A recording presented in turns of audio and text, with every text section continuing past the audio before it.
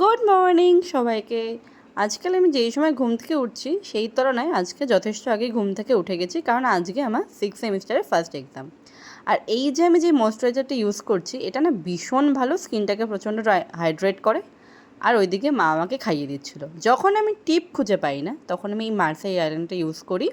এটা ভীষণ ভালো আর ওয়াটারপ্রুফ, মানে ঘাম মুছলেও টিপ উঠবে না। তারপর তো আমি খেয়ে দিয়ে রেডি হয়ে বেরিয়ে যাচ্ছিলাম কলেজের জন্য, কারণ এত যা পড়েছে এতদিন ধরে তাই আজকে উদ্ধার করার পালা।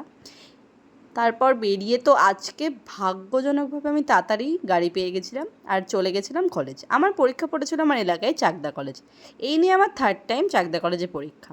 কলেজটা ছোট হলেও আমাদের কলেজের তুলনায় এটা মানতেই হবে যে কলেজটা ভীষণ সুন্দর এবং পরিষ্কার পরিচ্ছন্ন, যেটা আদার্স কলেজ খুব একটা না। আমি নামটা মেনশন করলাম না, বাট আদার্স কলেজ সেরকম একটা পরিষ্কার হয় না।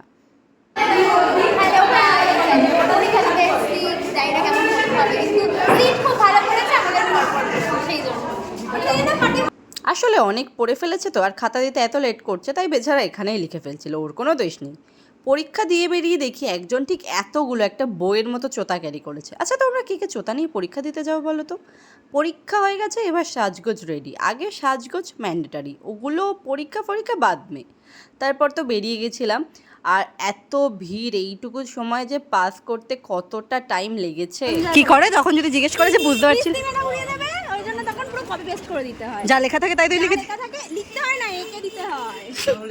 এক্সাম দিয়ে পেয়ে গেছিলো প্রচণ্ড খিদে, তাই মিয়ামোর ঢোকে এই দুটো জিনিস খেয়েছিলাম। তো আজকের মতো তো এখানেই, বাই।